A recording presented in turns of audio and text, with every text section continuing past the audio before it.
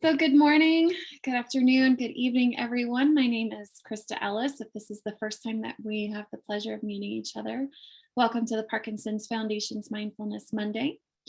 All attendees will be muted during the session. Feel free to submit any questions or comments that you might have using the chat function. Please join us on video. Love to see you guys interacting with us if you have the ability and are comfortable with it. Next week is our Spanish week. It's our dedicated week to Spanish programming. So we'll be coming back together live on October 3rd. I can't believe October 3rd. So mark your calendars for our live session in 2 weeks. Here's the rundown of PD Health at Home's programs this week. This Wellness Wednesday, we have PD Solo, Living Alone While Living with Parkinson's Disease. So this is a 2-part series, but if you weren't able to attend part 1, part 2 is totally open to anybody who wants to learn more about living with Parkinson's disease and doing the journey on your own. This Friday, we are having our live Fitness Friday. So please join us this Friday for a fun time with my colleague Annie, and I believe Jennifer will be there too. So it'll be a good time for us to get moving together. If you're in the Charlotte area this weekend, I will be in Charlotte, North Carolina, hosting our Parkinson's disease in the African American community. We're also streaming this live. You can join us for part 2. Together, we'll learn more about Parkinson's disease and the importance of early diagnosis and intervention. Participants will hear from community members and experts on how Parkinson's can impact mental wellness, and we'll explore resources and support on how to navigate changes in Parkinson's. One thing that's really unique about this program is we're also exploring how faith and spirituality can play a role in the way our communities, individuals, and our experts approach our health and healing. So this is a program open to the public. If you're interested in learning more, invite your family, invite your friends. Again, we'll be in person in Charlotte and online. That's this Saturday, September 24th. My care partners, caregivers, spouses, anybody who's living with someone or knows someone with Parkinson's disease, the program that's on the screen is for you. Our Care Partner Summit, we're coming back regionally. Jennifer and I will be in Atlanta, Georgia on November 5th. Sorry, Jen, I realized you're not going to be there this time, but I will be leading a live mindfulness session for our care partners on November 5th. This will be streamed also, so if you can't make it to Atlanta, please do join us online or make the arrangements to join us in Atlanta. If you are on other corners of the world across the country, you can pick a city that's nearest you. Kansas City, Tarrytown, New York, Atlanta, Georgia, Brookfield, Wisconsin, Portland, Oregon. All these programs will be streamed online. So find the one that's nearest and dearest to your location. If you're new to Parkinson's disease or just experiencing some changes in your journey through Parkinson's, the Parkinson's Foundation is here for you. I will encourage you to stop Googling things, stop using WebMD. Parkinson.org has all the resources that you need, written by Parkinson's experts and people with Parkinson's who are living and breathing the experience of their journey through Parkinson's. We also have our helpline, 1-800-4PD-INFO. You can call our bilingual helpline. It's staffed by Parkinson's specialists, or email them at helpline@parkinson.org.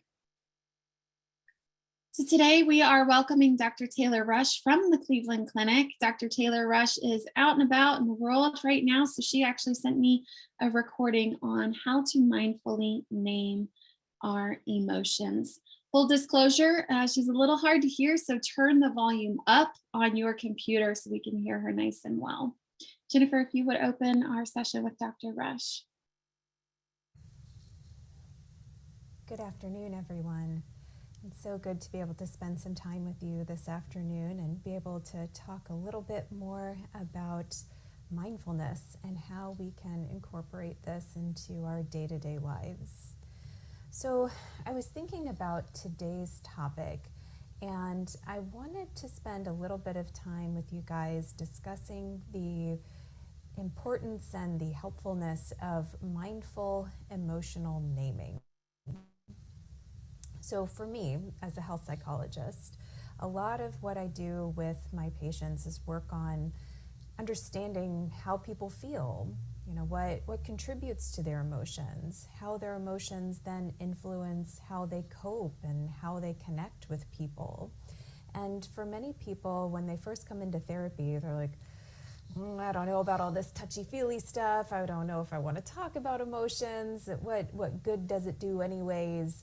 And so I thought we could spend a little bit of time exploring this and discussing why emotional naming is important and how we can use our mindfulness skills to help cultivate this. So what I often find is that people will tell me that they experience strong emotions that aren't necessarily always vocalized. They may feel something very intensely, but they don't necessarily share it with others or even describe it to themselves through words. And I know that with working with people who have Parkinson's, there are a lot of strong emotions that tend to come up. And that can be when people are first diagnosed and they're thinking about what this diagnosis means for them, their families, their future, their identity. Sometimes strong emotions can arise as people notice changes in their functional capacity, what they're able to do, how their symptoms affect their lives, and also how their symptoms are affecting their social relationships. And so sometimes that knee-jerk reaction when we experience strong emotions, so whether it be anxiety or frustration or just anger, sadness, all of these things, we just stuff it down. We say, gosh, I don't really like this. This is a very unpleasant emotion. I'm just going to stuff it down and try to ignore it until it goes away. But oftentimes this can lead to more overwhelming feelings, more potent negative emotions. And an analogy I've used in the past is that it's kind of like trying to hold a beach ball down underwater. The farther you push it, the more force it's going to come back up with, and the more energy it takes to keep it down. And so, when we're dealing with emotions, oftentimes we want to try to find ways to express them in ways that are healthy, in ways that actually help us. And so you may be able to think of a time that you've experienced an intense emotion and maybe discussed it with someone. So whether that be a loved one, family member, friend, therapist, someone else, and after you talked about it, you felt better. And we don't always necessarily think about why that is. Why do I feel better after talking about these things?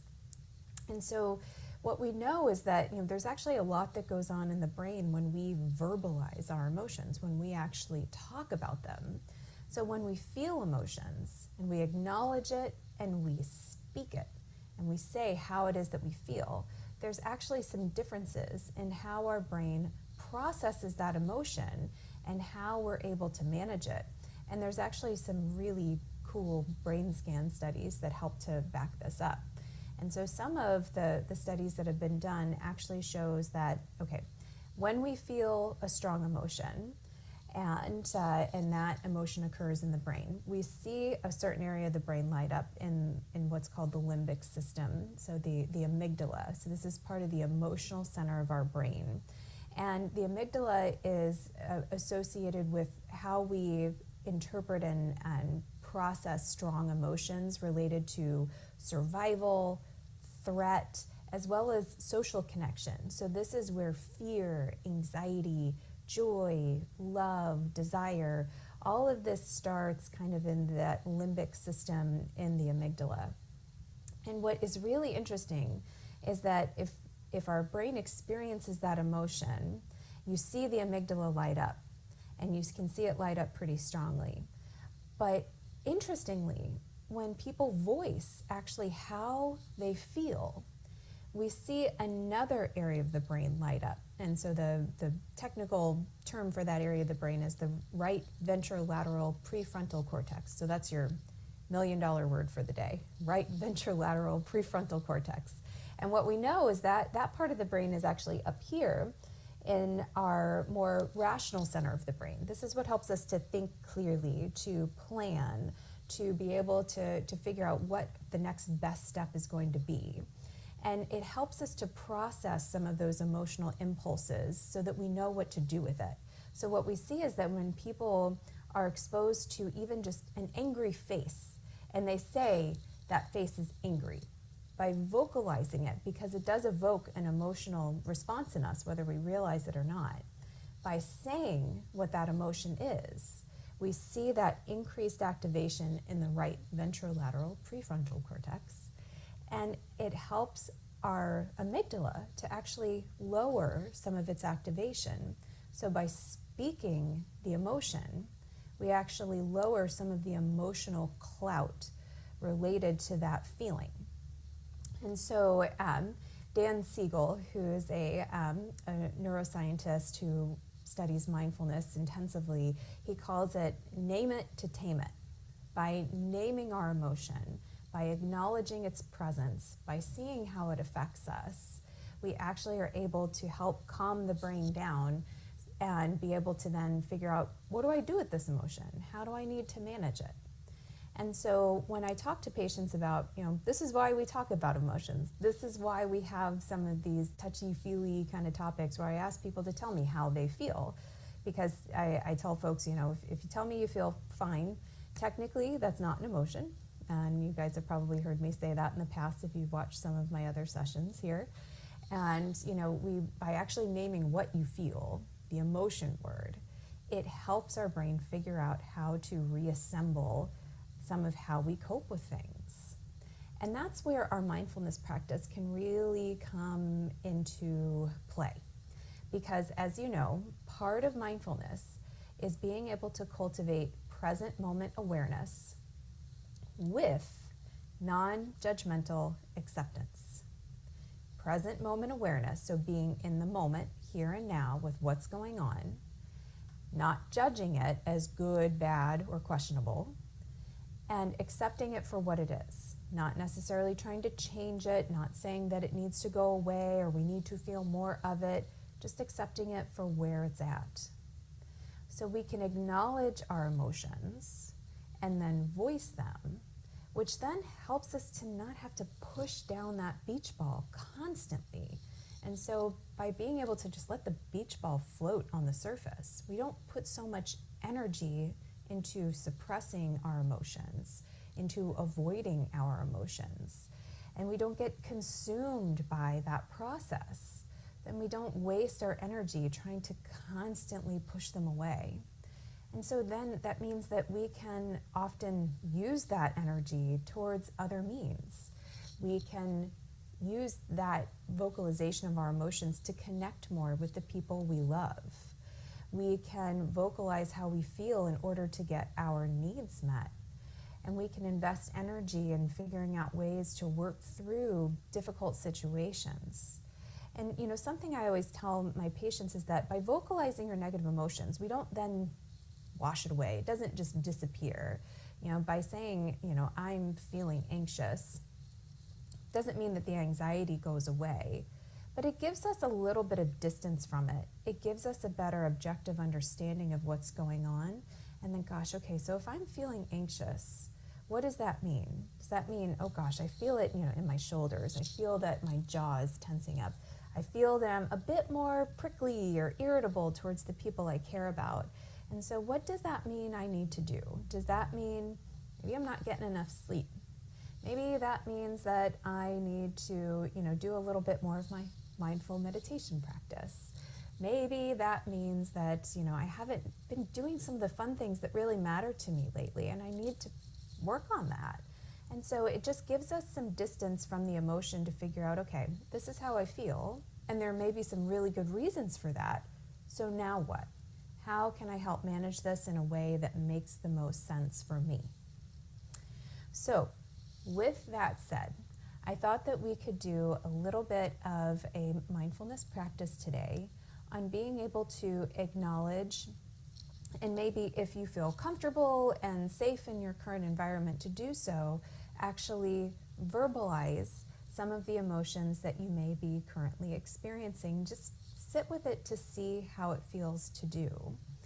So, if you're willing to be brave with me and see where this goes, let's practice this a little bit in this context.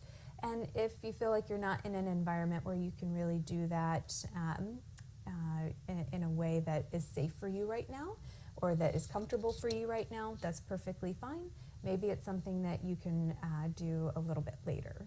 But it at least gives you a framework for a practice. So let's get into our mindful stance. If you're sitting in a chair, getting as comfortable as you can, having your back supported by the chair if possible,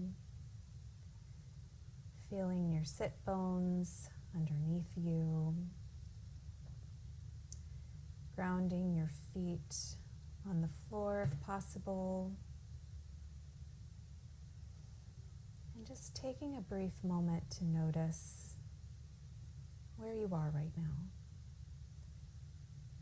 Noticing any sounds around you,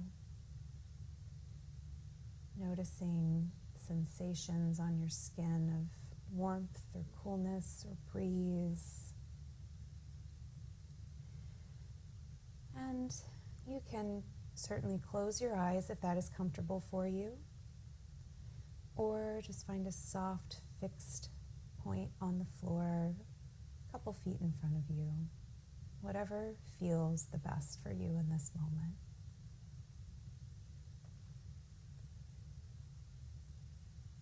And as you settle into the here and now, noticing any thoughts that may be coming to the surface for you. Again, not judging as good, bad, or questionable, but just noticing whatever may arise. And imagining that these thoughts are like icebergs. The thought is what's above the surface. It's what we can see above the water. But as we well know, much of the bulk of icebergs lies beneath the water. And so just imagining that there's a much larger emotional part to the thoughts that you may be experiencing. And often it's more than one. So, for example, you may notice that your mind wanders to your to-do list for the day and how it's insurmountable, we'll never finish it all. And some of the emotions connected to that underneath may be anxiety, feeling overwhelmed, feeling guilty.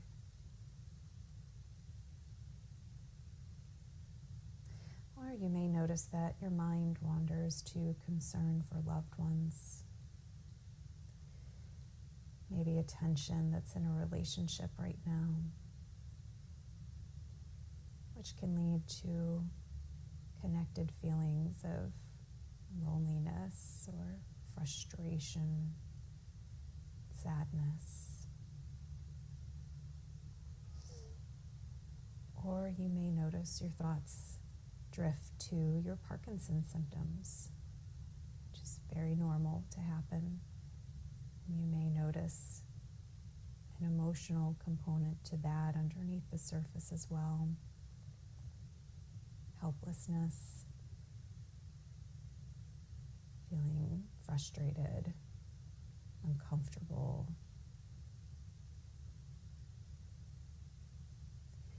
And so just noticing the thoughts that are coming in and out of your mind, because they tend to flow. They aren't static. They flow in and out.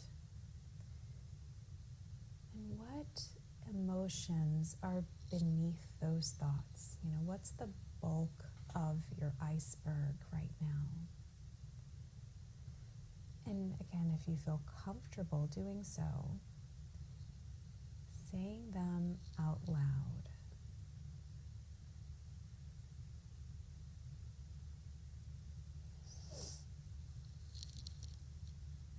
You may notice that you can get lost in the narrative of the thoughts, kind of follow the thoughts and go into problem-solving mode or agenda-setting mode. Okay, I got to get this done, or I need to approach my family member about this, or gosh, I need to talk to my doctor about changing my meds.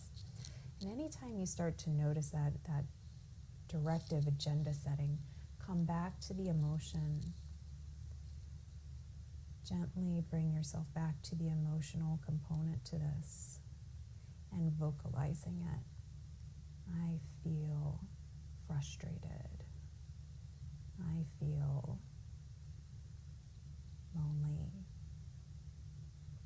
Or if your thoughts are geared towards something, so different emotional valence, you may notice happiness or joy, contentment.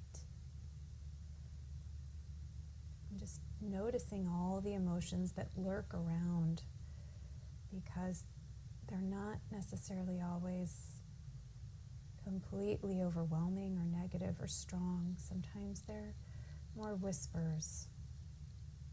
Is there any excitement or joy along with frustration? We often don't recognize that emotions can cohabitate.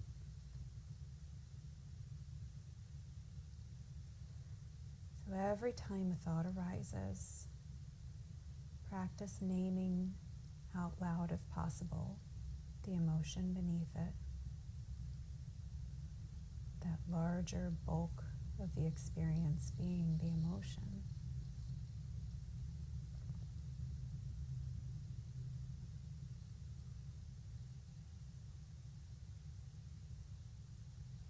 And keep naming until you run out of emotions that you're noticing. And sometimes that may be a short amount of time, and other times it may take a little longer, depending on what's going on.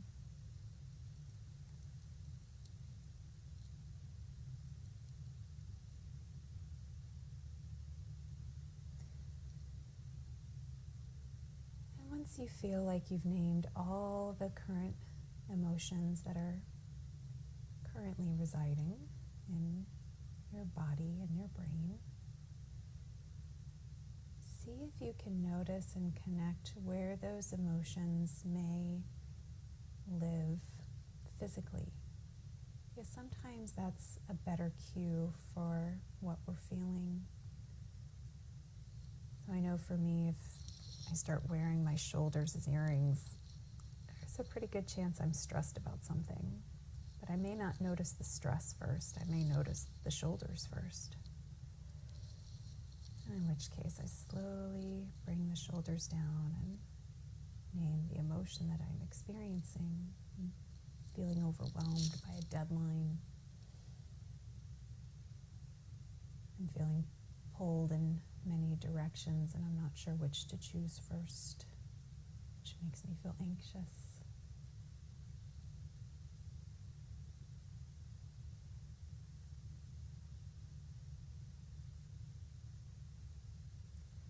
Notice where the emotions may live physically as a way to cue to your body if you notice those things developing in the midst of your day.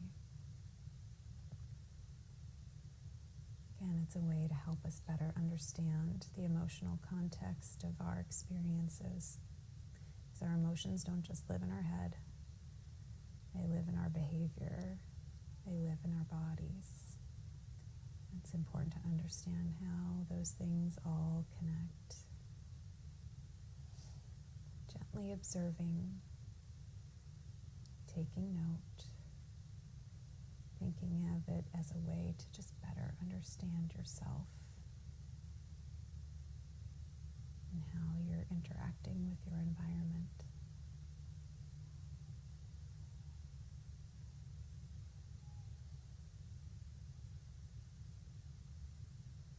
Now let's take a nice deep breath here.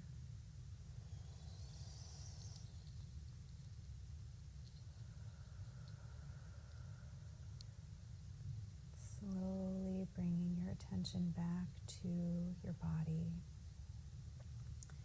its positioning in your chair. Shrugging the shoulders, shifting weight in your sit bones, wiggling your toes, your fingers.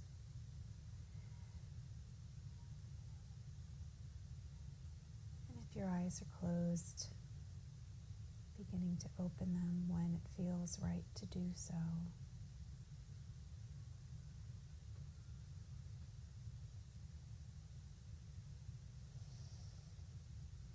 Staying in this moment with us here.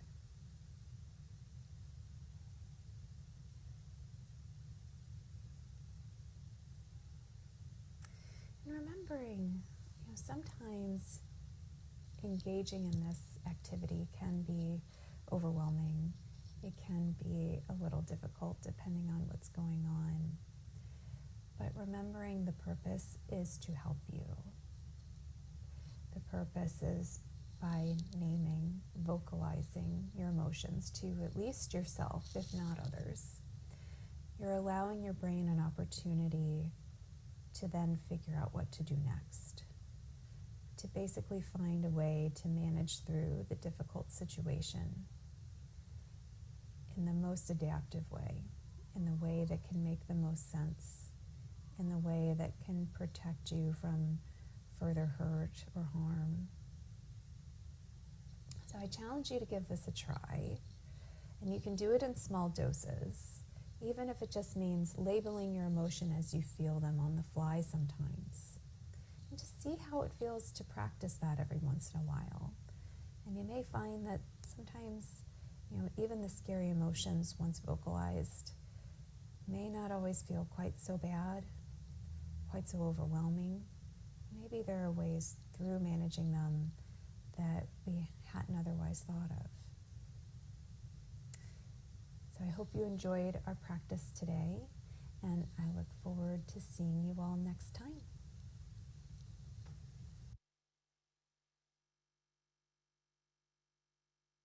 Great. Thank you all so much for your participation. If you are feeling comfortable with naming your emotions at this time, feel free to share in the chat.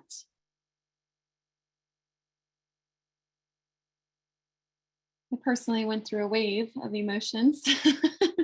There was full spectrum, right? So when you're given time to really think about how you're feeling, you can start to notice it's more than just one. It's more than just one feeling.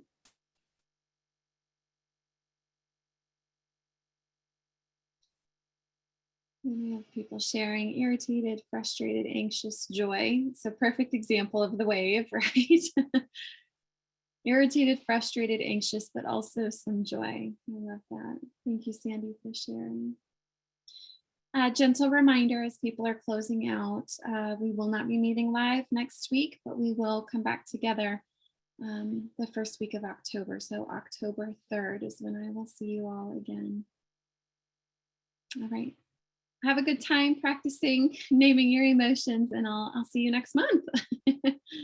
Goodbye, y'all.